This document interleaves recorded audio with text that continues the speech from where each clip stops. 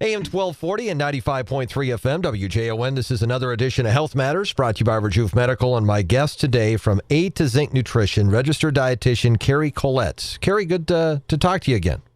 Yeah, thanks, Jay, for having me. I appreciate it. So today we're talking about healthy ways to cook at home. And there's a lot of different cooking methods, and we're spending more time at home anyway, so we should know these things, right? Right, exactly. I mean, now is the perfect opportunity to do more cooking, so you might as well know the best ways to do it. So what's the main goal when healthy cooking? What are some of the methods you suggest? Yeah, there's a variety of methods, but with any method, we really have three main goals. And the first goal is probably fairly well known, and that's just to reduce saturated fat content. We do need some saturated fat, but we have so much of it that we definitely should take it out when we can. And along the same lines, probably reducing, oxidized oils and things like that. The other two goals are just to retain nutrients. We don't want to cook everything out of our food, and we really want good flavor, because if our food doesn't taste good, we're not as likely to eat it. So I would say those are our three main goals with healthy cooking. Yeah, I mean, the last one, you're talking about flavor. I mean, you're right. I mean, as much as you want to try to make it healthy, if it doesn't taste good, you're probably not going to gravitate toward it. Exactly. Yep. So let's talk about some of the methods. Baking and roasting. Yeah, so I love baking and roasting. It's probably a lot less popular in the summer than it is in the fall and winter, just because, it heats up your house. But I love especially roasted vegetables and mixing them all together. You use a light amount of oil and a variety of seasonings, and there's just something about that dry heat that can kind of almost caramelize your vegetables in a sense that gives them a richer flavor. So it's just that then we're not leaching, vitamins and minerals out of our vegetables with water or anything like that. So it's a drier method with a little bit of oil, and it just really, it's one of my favorites. I love roasted vegetables, and everybody likes roasted chicken, turkey, things like that. I mean, obviously that's what we do at Thanksgiving is the roasted turkey. So it's pretty well known that you can do that with poultry. Less well known that you can do it with vegetables. So when you do it with vegetables, do you do it for the same amount of time? How can you tell how long you should cook them? Well, good question, because every vegetable is a little bit different. So, for example, things that are really hard, like sweet potatoes, beets, potatoes, those take a little bit longer to roast. In fact, sometimes depending on what size you cube them in advance, those could end up roasting for an hour to an hour and a half in the oven. Things that are more moist based and softer, like zucchini, yellow squash, tomatoes, those don't take very long at all. And so those might only be like a half an hour or something like that. So if you do a great big mix, you want to probably throw in the longer cooking vegetables first and then add those other ones later on. Now, from a health standpoint, and then maybe even from a flavor standpoint as well, what vegetables go well together? Oh, yeah. Well, I think they all go really well together, but I like to mix my colors. I love mixing sweet potatoes and beets. I just love roasted beets. And then, when you're all done, I like to throw a little bit of like balsamic vinegar over the top of them and some feta cheese. Oh my gosh, it's just so delicious. Things that I don't roast, I don't really roast like peas. I mean, they're kind of too little to roast. I don't do a lot of roasting tomatoes just because they're so soft, but I do use them on occasion, and they're pretty good. The other vegetables, some things are just really hard to cut in advance. So for example, I really love butternut squash roasted, but it's a lot of work to peel and cube that, so I don't do it very often. So it depends on how much work you want to do. But from a nutrition standpoint, any kind of mix is fine. It's what you like for a flavor blend more than anything. Now, I noticed you also mentioned, baking meatballs and making potato skins. That's an interesting combination.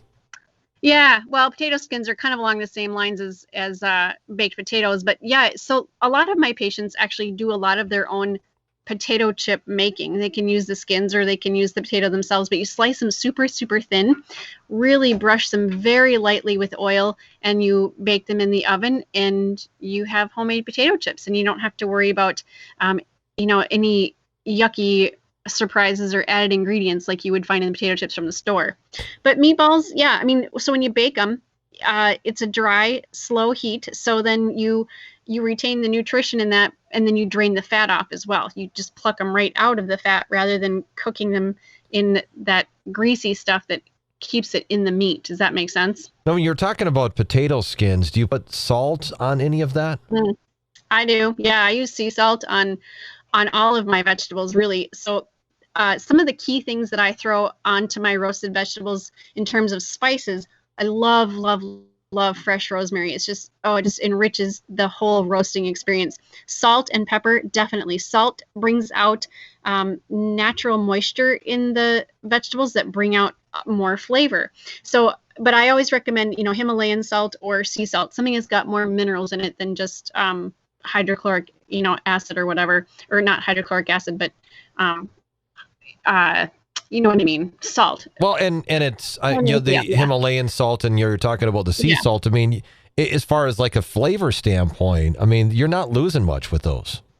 Right, exactly. And so I do a little bit of salt in the beginning of the roasting period, and then right before serving, I'll add a little bit more. All right, my guest today is Kari Collett. We're talking about healthy cooking methods. It's Health Matters on WJON, and we're back after this.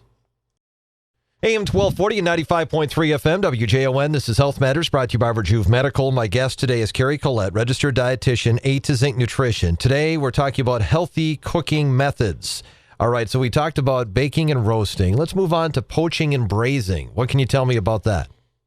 Well, it's a really moist method of cooking because you're cooking whatever your main content is in some kind of liquid. So, for example, I have made cod braised in coconut milk before. Very delicious, very creamy, very moist, very flavorful. And that's the thing. You fill that liquid around the item with other seasonings. So you can throw in like diced celery, diced carrots, diced onions, really, really minced. So there's a lot of flavor surface, and then some seasonings. You don't actually probably eat that broth with the meat, but you certainly could. And then it retains all of the nutrients because you're not frying it. You're not using any kind of fats. You're not losing, texture. You're just retaining a lot of the pleasure in that food.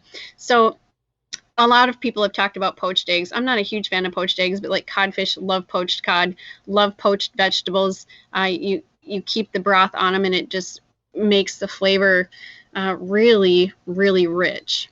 Is there a little bit more work that goes into doing things poached? Not really, because you still have to do all of the broth prep work. So you can just use plain water. That would make it less work. I use homemade vegetable broth or homemade like chicken broth. That would be fine too. Of course, the chicken broth is going to have a little bit more fat in it. And then, depending on how flavorful you want your broth, there's some work that goes into prepping all the vegetables or seasonings that would go into that. But more work, not necessarily. Do you use the stove for that? I know that in the past, I remember making poached eggs and using the microwave, which is maybe not recommended, but it certainly got it done fast. Yeah, right. Yeah, no, most of the time I do all that on a stove, and it's usually in, a deeper, like frying pan type pan. So not super, super deep like a soup pan, but you don't want it in just a regular shallow frying pan because then you lose all the liquid. And a lot of times when you're poaching or braising, you're covering it with a lid. So if you're, as far as some of the things that you suggested here, is there a flavor advantage by doing it this way with braising or poaching with some of the foods you mentioned? Well, so when a food sits in the broth like that, that broth cooks into like the protein, for example. So if you're going to braise chicken breast or salmon or something like that, all of that broth flavor cooks into the meat, and it makes it really moist. And yeah, it retains a lot of the flavor from that. So I think it tastes really good. All right, let's move on to steaming. And when I think of steaming, oftentimes I think of steaming vegetables because vegetables are really good steamed. Tell me about some of the ways that you can either do vegetables or other things. Yeah, it really is primarily vegetables. You can do meats and things like that. But if I'm going to do meat, I would prefer to have it poached or braised in a broth.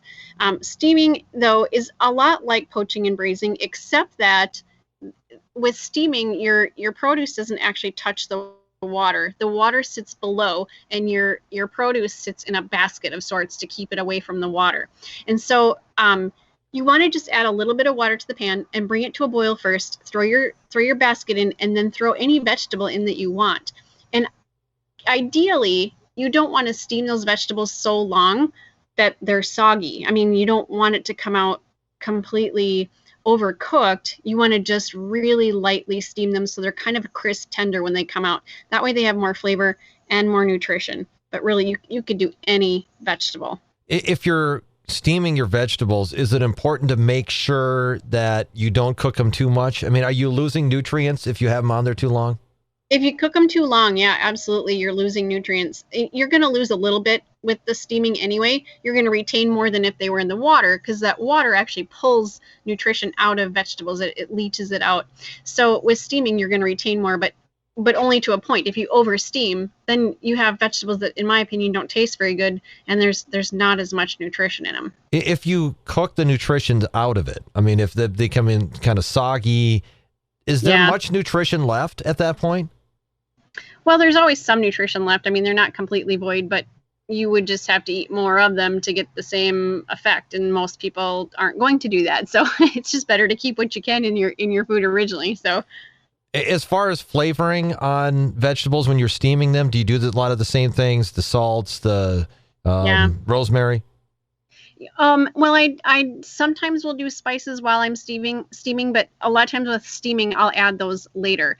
So for example, like one day I made steamed broccoli with, I sliced some red onion and I steamed those two things together. But when I took the broccoli out, rather than dumping the whole bowl with butter, I sprinkled some olive oil and some balsamic vinegar on them, and some Kalamata olives I sliced up and put in there, little salt and pepper. It was just amazing. I mean, nobody let the broccoli go on their plate. They ate the whole thing. So there are some ways that, without adding the typical butter, you can flavor your vegetables either prior while cooking, like the onion and the broccoli, but then adding things like vinegar, lemon juice, olive oil, and all those kinds of things after it's done cooking that just makes it taste so good.